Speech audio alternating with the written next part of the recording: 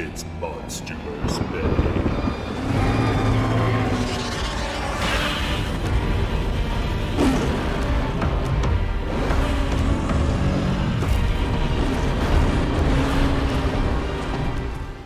A few years after Toho wrapped their Millennium series of Godzilla films in 2004, Legendary Pictures acquired the rights to Godzilla and slowly moved forward with the production of a new film. In 2011, Gareth Edwards was locked as the film's director. He had a genuine love and passion for Toho's Godzilla films and a desire to set things straight after America's disastrous attempt to make a Godzilla movie in 1998. His reimagining of the character was equal parts faithful to the Japanese original and innovative for modern audiences, with a goal to prove that Godzilla doesn't have to be a silly franchise aimed at kids or a cheap Jurassic Park clone. Edwards set off on a mission to make a serious and sophisticated movie grounded in reality starring the God of Destruction. The story begins in 1954 with the mysterious Monarch organization hunting down Godzilla across the Pacific, where they use nuclear bombs against him. In 1999, Monarch, under the lead of Dr. Serizawa, responds to a strip mine collapse in the Philippines, revealing the enormous bones of a previous member of Godzilla's species. Inside the bones are two parasitic spores, one that is dormant and one that is freshly hatched, releasing a creature with a direct collision course to a nuclear power plant in Janjira, Japan. Joe Brody, a nuclear physicist working for the power plant, sends his wife Sandra to the lower levels of the facility to investigate the strange readings he's been picking up since the Philippines disaster. The plant is attacked, killing Sandra and bringing the entire building down.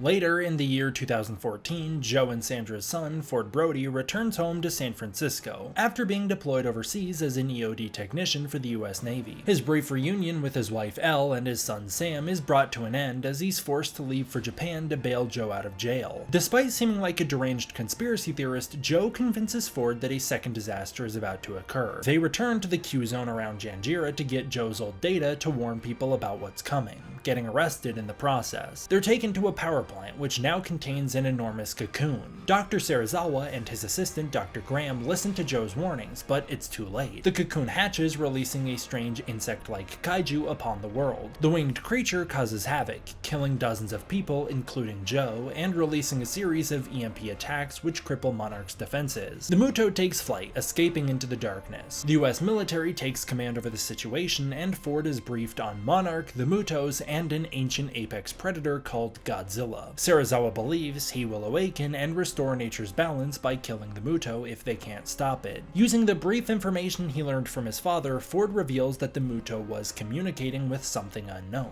The Muto then appears in Hawaii, where its rampage is cut short as Godzilla approaches from the sea, accidentally unleashing a tsunami upon the coast. Godzilla fails to kill the Muto, which escaped after the two destroyed Honolulu. Then a second Muto, the one from the dormant spore discovered in the Philippines, appears near Las Vegas, destroying the city and beelining towards the other kaiju. After learning all three creatures are on a direct collision course to San Francisco, the military devises a plan to lure them out to sea using nuclear weapons, where they'll detonate the bombs in hopes of killing the kaiju. The transport train for the nukes is attacked by the female Muto, who kills everyone but Ford and eats all but one of the bombs. Godzilla appears near the Golden Gate Bridge and is attacked by the military, causing him to lash out, tearing his way through the bridge. The male Muto then arrives, stealing the final nuke, which has been installed with a timer to detonate in 1 hour and 30 minutes. The male delivers the bomb to the female and the two build a nest in the city. The military sends Ford and a small team of soldiers into the battlegrounds using a halo insertion. Their goal of securing the bomb is made more complicated with the arrival of Godzilla, who appears to combat the Mutos before they can reproduce. As Godzilla battles the Mutos, the soldiers steal the bomb, taking it to the coast where they can sail it out to sea, allowing it to detonate a safe distance from the city. The Mutos gain the upper hand, only to have their victory spoiled by Ford, who blows up their nest, killing their eggs. Godzilla returns the favor, saving Ford by unleashing his atomic breath and turning the tides of war. Godzilla then battles the male Muto, as the female Muto makes a rush to the pier to retrieve the nuke and get revenge upon the soldiers. Godzilla uses his tail to strike the male Muto into a building, impaling and killing it. Ford attempts to take the nuke out to sea, but the Muto stops him, only to be attacked by Godzilla, who pries her jaws open, and unleashes his atomic breath down her throat, decapitating her and saving the day. Ford is then saved by the military, and the bomb detonates a safe distance away from the city. The next morning, Ford and Sam are reunited with Elle as Godzilla awakens and returns to sea. Godzilla 2014 is the ultimate redemption story. The film was handled with incredible care and attention to detail. It was critically praised and did the impossible, redeeming America from Godzilla 1998's reputation and proving Godzilla's potential, not just as a cartoonish superhero, but as a grounded star in well-made serious movies. Godzilla 2014 is a fantastic disaster flick and wonderful monster movie. Out of all of the MonsterVerse entries, Godzilla has a level of simplicity that lets the film shine. Following the straightforward story of a man attempting to return home to save his family during a monster attack, the movie's strengths are its confidence and commitment to its premise. The dedication to tell a grounded story set in the real world is pulled off wonderfully. Edwards spends the first hour of the film grounding viewers in a world of misinformation and secrecy. Because of this, the monsters feel even more mysterious, mythical, and godlike. This is aided by fantastic art direction. The settings and environments feel incredibly tangible. The large-scaled sets, such as the Q-Zone in Janjira, the USS Saratoga, and the destroyed streets of San Francisco, never once appear as anything other than pure reality. Despite being one of the lower-budget MonsterVerse films, this movie feels largest because of the extreme attention to detail put into its aesthetic. Every set in this movie is filled with wonderful touches, such as Joe's apartment tracing the history of Monarch, or the streets of Janjira filled with dust, leaves, and overgrowth. The monsters are also incredibly designed, arguably the best of the universe. The Mutos are alien and horrifying while also feeling realistic and plausible. Meanwhile, Godzilla features one of his best redesigns of all time, coming across both as the classic Godzilla and as a real functioning creature that could exist in the world we live in. All of this is supported through beautiful cinematography, lighting, and coloring. Because of this, Godzilla 2014 feels the most honest out of any of the MonsterVerse films. Godzilla also has a well-earned legacy for presenting scale on a level never before achieved in a Godzilla film and never again recaptured by any subsequent sequels. Gareth Edwards and cinematographer Seamus McGravy put special care into creating a size and weight to the creatures in this movie. Whether it be through obscuring the edges of the creatures, shooting them from the ground perspective, or always including a point of view reference for their size, small tricks were used throughout this movie to build up the magnitude of these monsters, making them unforgettable. This movie isn't without its flaws. The strange decision to kill off the most compelling character in the movie 40 minutes in was a bold call that didn't work out. While Joe's death was shocking and did provide personal stakes for the movie, Bryan Cranston's unmatched performance left a void that couldn't be filled. Cranston gives his screen time his all, oozing nuance and captivating audiences. His sorrow, guilt, love, and passion leads to moments of deep pity or explosive rage that are unforgettable. Once Joe's out of the film, there isn't anything to carry that weight. Because Godzilla's plot is so simple, and due to the titular monster being used so sparingly, it needed deep and nuanced characters and themes to support it. Unfortunately, those needs are not met. Aaron Taylor Johnson's Ford Brody is paper thin. We never get a true understanding of who he is outside of the plot. We never get a sense of who he truly is when he's off the clock, and Johnson isn't allowed to show his charisma or range very often. And while this film has lots of lines about nature's balance or how bad nukes are, we never dive into the film's themes on a truly meaningful level, robbing it of all the thematic weight which certain Godzilla entries thrive upon. Godzilla 2014 had the honor of celebrating 60 years of the King of the Monsters by unintentionally kicking off one of the most successful cinematic universes in cinema history. While not perfect, Godzilla truly is a stellar film with memorable performances and incredible tension.